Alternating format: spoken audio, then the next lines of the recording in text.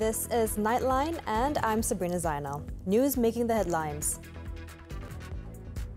No political party or individual is above the law, says Prime Minister. And Malaysia needs less than 1,200 daily cases, 10 deaths to reach endemic phase.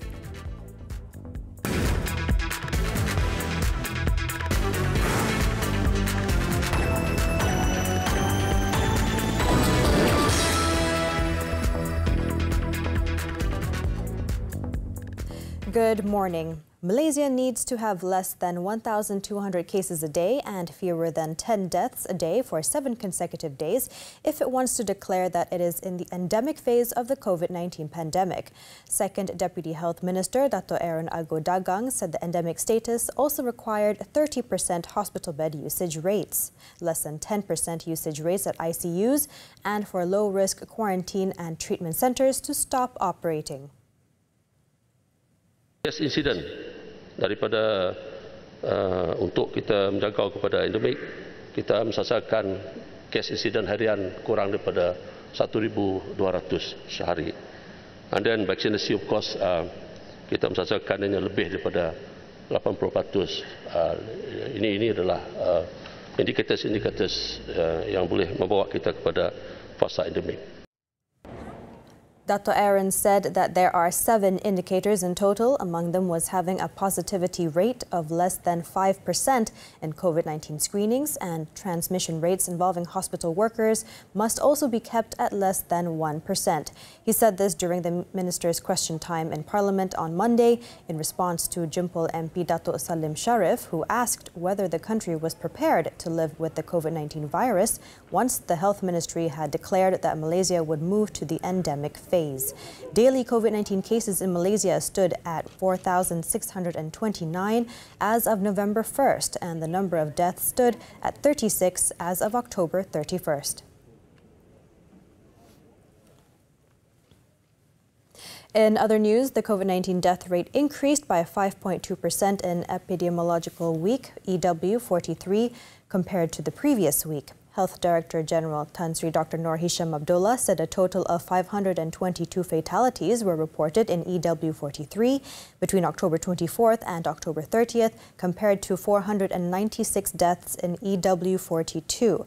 He said other main indicators such as new cases, average active cases, and intensive care unit ICU admissions were, however, on the downward trend.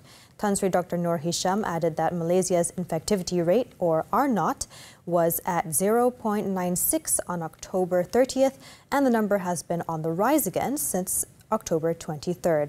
According to him, an R0 above 1.0 indicates the possibility of a new COVID-19 wave, like what had happened in the beginning of the third wave.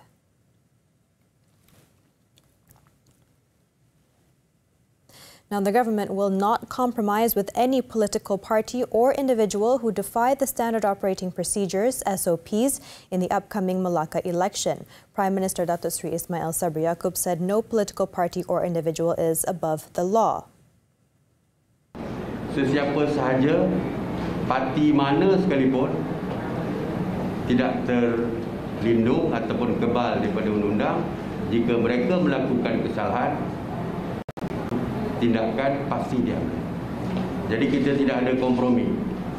Tidak ada istilah orang biasa, orang kayangan, orang biasa kena, orang kayangan tak kena. No. Undang-undang ini sama saja. Jadi saya harap semua rakyat patuh kepada SOP. He was speaking at a media conference after launching the National Vaccine Development Roadmap, PPVN, and Malaysian Genome and Vaccine Institute in Kajang in response to media reports on the 10,000 ringgit compound issued to several political parties for defying the SOPs, including to Barisan Nasional for launching its election machinery and to Melaka PKR for holding a social event, both relating to the Melaka polls. Prior to this, Health Minister Khairi Jamaluddin said all activities, gatherings or social events related to the Melaka polls are not allowed from October 25th to November 27th to reduce the risk of COVID-19 infection.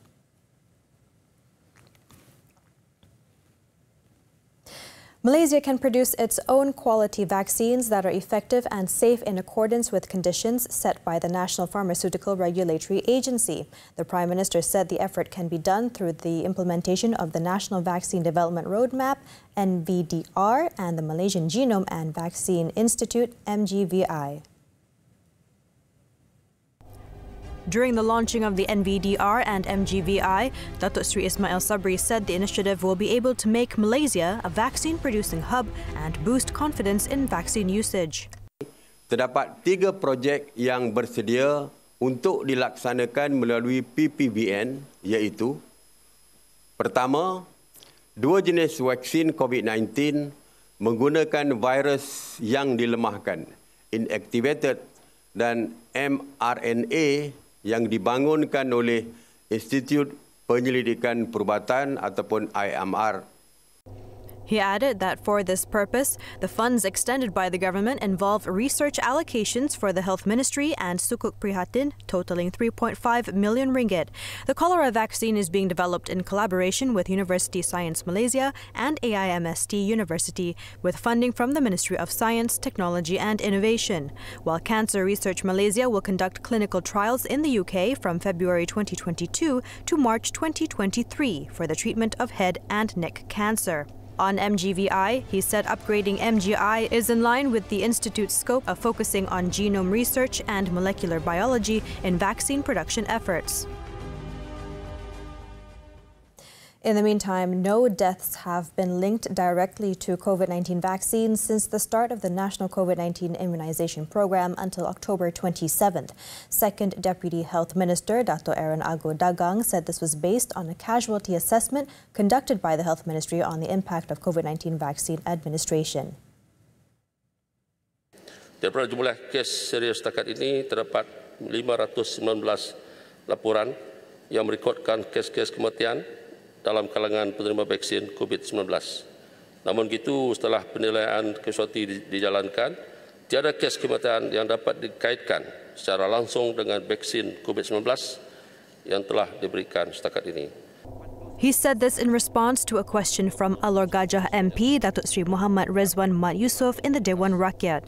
Dato' Aaron Ago added that the Health Ministry received a total of 22,132 reports of adverse effects, which is equivalent to 0.45 reports for every 1,000 doses administered.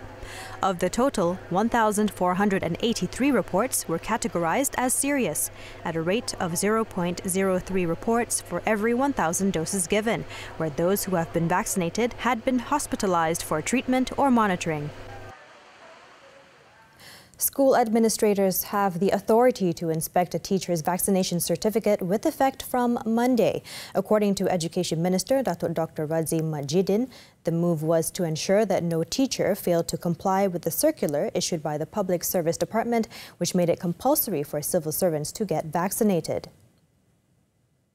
Dan mula hari ini pihak sekolah pun akan memeriksa sijil digital vaksinasi ini untuk memastikan setakat mana guru-guru yang betul-betul maknanya dah cek satu persatu sijil vaksinasi ini untuk memastikan yang mana kata dah divaksinkan betul-betul divaksinkan atau yang mana kata tak divaksinkan ini betul-betul belum divaksinkan. Sebab kita tak nak ada kes-kes tertentu yang mana ada kes di mana kata vaksin tak divaksin, kata tak divaksin divaksin dan sebagainya. Dr. Radzi said this to the media after an engagement session at Sekolah Kebangsaan Ayer Molek in Justin, Melaka on Monday. He added that it is very important for teachers and the ministry to create a safe environment and convince parents that schools are actually a safe area, as teachers are constantly with their pupils and parents. On another matter, Dr. Radzi said a total of 694,531 Year 1, 2 and 3 students and 652,142 Form 3 and 4 students have started attending school in states and territories under Phase 4 of the National Recovery Plan, namely in Melaka, Selangor, Kuala Lumpur and Putrajaya. Fully vaccinated members of Parliament will be given their COVID-19 booster shots beginning Tuesday.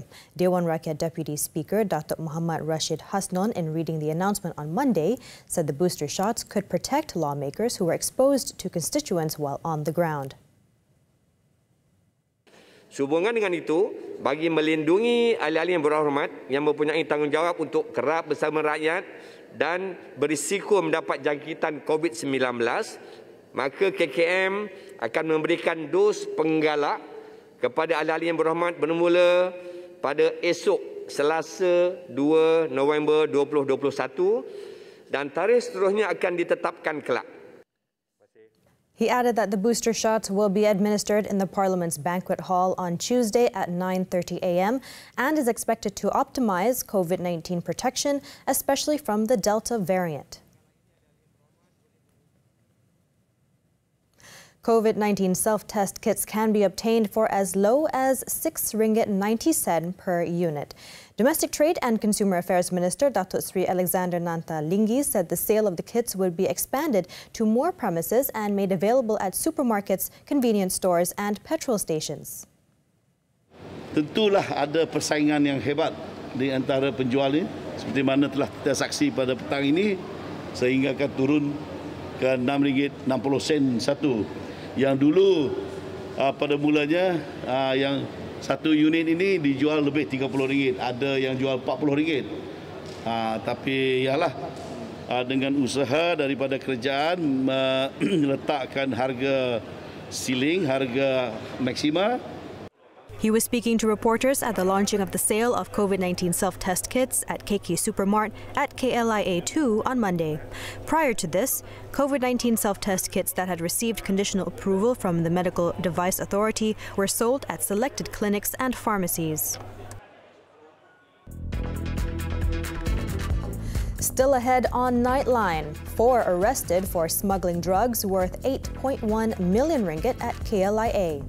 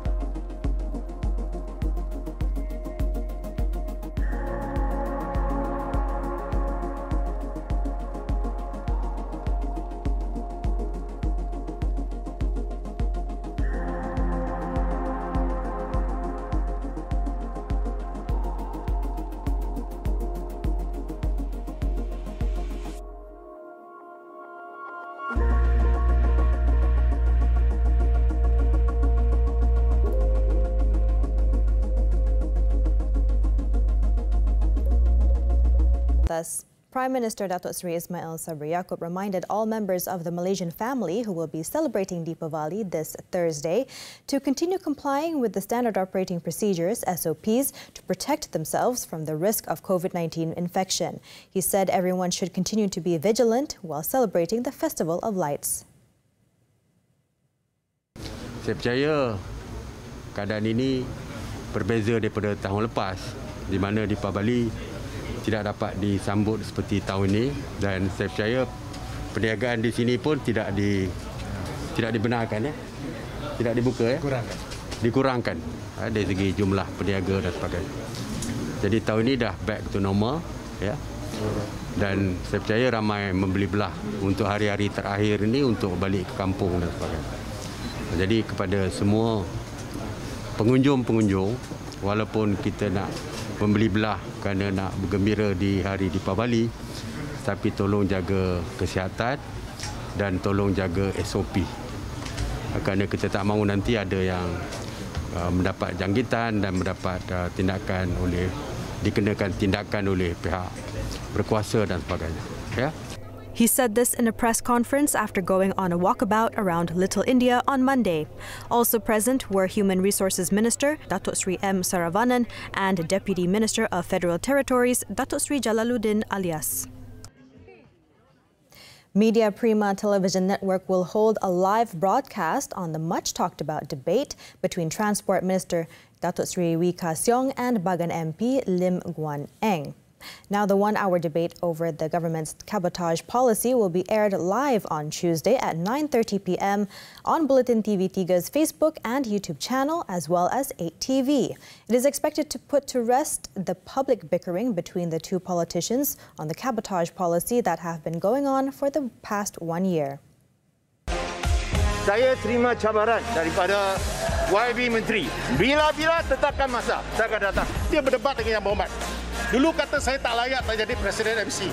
Sekarang saya mencabar 1 jam kita boleh bincang. Bicara apa-apa program kita bincang. Debat isu kabotaj Selasa 2 November langsung di Bait TV dan platform digital Buletin TV3. Two employees of a cargo airline working at the Kuala Lumpur International Airport, KLIA, were among 4 men arrested on suspicion of attempting to smuggle 200 kilograms of drugs to New Zealand. Bukit Aman Narcotics Criminal Investigation Department Director Datuk Razaruddin Hussein said the 4 local men aged between 34 and 59 were arrested in several raids at KLIA and in the Klang Valley from October 22nd to October 26th. Daripada 4 tangkapan ini, 2 adalah pekerja daripada mas kargo itu sendiri. Dan ini sebagai satu lesson learn kepada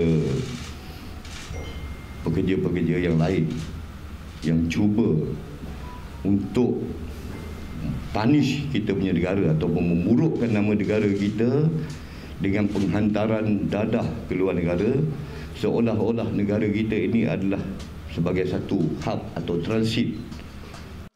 He said the arrests were made after the security detail of Malaysia Airport Berhad became suspicious over the contents of 5 boxes brought in by a man addressed to Auckland. The police then inspected the box declared as electronic goods and found 180 packages of shabu drugs weighing 200 kilograms estimated to be worth 8.1 million ringgit. He said initial police investigations found that the syndicate had completed 4 drug shipments out of the country using the same modus operandi since April.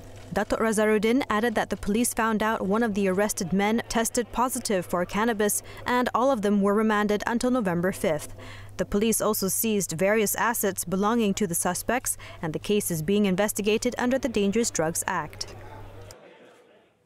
Meanwhile, in Kelantan, a senior citizen pleaded not guilty at the Sessions Court on Monday to 5 charges of committing physical sexual assault on his girlfriend's child in May this year. The 62-year-old accused, Abdul Aziz Muhammad, made the confession after the charges against him were read before Judge Ahmad Bazli Bahrudin. According to the charge sheet, he was accused of sexually assaulting the 15-year-old victim at 2 separate locations between May 2nd and the end of May. Prosecution was conducted in accordance with Section 14, Bracket A of the Sexual Offences Against Children Act 2017, which provides for imprisonment for up to 20 years and whipping. The court did not offer any bail and set December 7th for remention of the case. 18 University Pertahanan Nasional Malaysia UPNM students standing trial for the death of Cadet Officer Zulfarhan Osman Zulkarnain 4 years ago will learn of their fate on Tuesday. High Court Judge Dato' Azman Abdullah is scheduled to deliver his verdict at 10 a.m. 5 students were charged with killing Zulfarhan, while 1 other faces a charge of abetting the murder. All 6 of them were also charged, along with 12 others, with voluntarily causing grievous hurt to Zulfarhan to extract a confession from the deceased, whom they claimed had stolen a laptop. Zulfarhan was found with burn marks and bruises in an apartment in Serdang at about 8 p.m. on June 1st, 2017, and was pronounced dead at about 10 p.m. at the Serdang hospital. Throughout the trial, which began on January 29, 2018, a total of 31 prosecution witnesses and 20 defense witnesses had testified.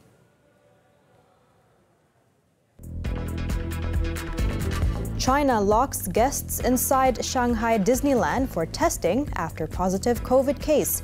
The details and more when we return.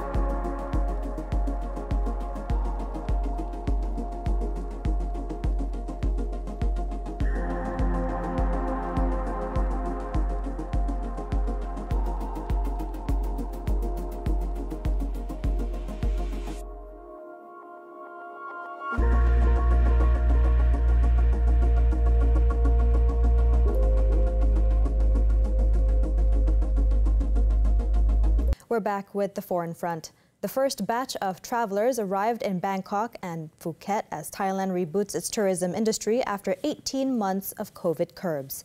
Tens of thousands of travelers were expected to touch down on Monday after Thai authorities gave the green light to vaccinated tourists from more than 60 low-risk countries to skip hotel quarantine. Thailand hopes to capitalize on travelers escaping the winter blues during December, with several European countries, the United States and China on the approved list. But about 10,000 COVID-19 cases are still being registered per day, while only about 40% of the population have received 2 doses of a vaccine. In Bangkok, the double-dose vaccination rate is higher at close to 80%. The tourism sector accounts for a fifth of the country's economy, so the government is hopeful that a plan to phase out tough quarantine rules could bring back visitors despite the prevalence of the virus. Japan's Prime Minister Fumio Kishida declared victory on Monday after leading his ruling coalition to a strong majority in national elections. The Liberal Democratic Party, LDP, and its junior coalition partner, Komeito, won 293 of the 465 seats in Parliament's lower house. Despite the victory, the LDP did lose 17 seats from its pre-election chair, including in single constituencies held by influential party members. Following the election results, Kishida said he will draw up a stimulus package by mid-November to prop up the coronavirus-hit economy. Kishida said the stimulus package, featuring financial aid for businesses and people hit hard by the pandemic, will be funded by an extra budget the government aims to pass within the year. Parliament is set to convene a special session on November 10th to confirm that Kishida will remain in power, with a cabinet expected to remain largely unchanged to launch the same day. A single case of COVID-19 prompted the shutdown of Shanghai Disneyland and the mass testing of almost 34,000 people. For hours on Sunday night, tens of thousands of families and visitors were stuck in the park as they waited for a negative test result that would allow them to leave. The city announced on Monday that all who had been at the park over the weekend had tested negative, but will be asked to get tested again and their health will be monitored. The park will remain shut on Monday and Tuesday as it continues to cooperate with pandemic prevention efforts. The news comes after a woman who visited the park on Saturday tested positive upon returning home to a neighboring province. The park's sudden lockdown and temporary closure underscored just how serious China is about enforcing its zero-tolerance pandemic prevention strategy.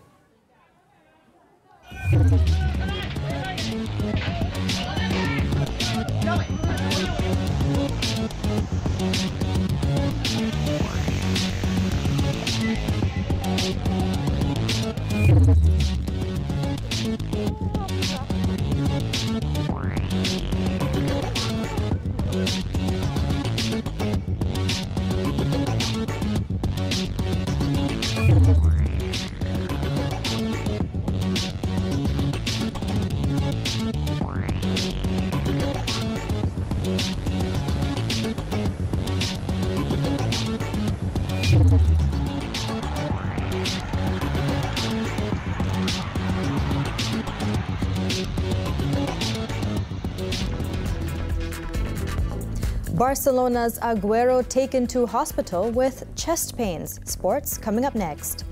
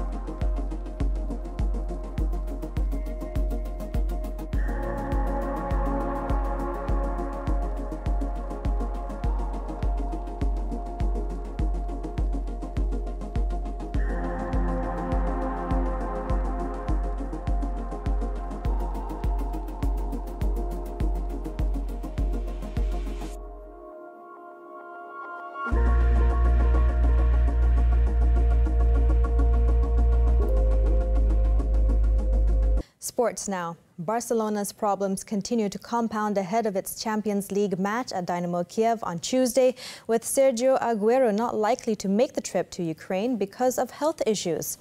Now, Aguero remains at Hospital de Barcelona to undergo further heart tests after leaving Saturday's Spanish League match feeling dizzy. Aguero left before halftime during Barcelona's draw against Alaves and was taken to a hospital to undergo tests, with Spanish media saying an arrhythmia was detected and he would remain hospitalized and under observation. The veteran Argentina forward hadn't made his Barcelona debut until late October because of another injury.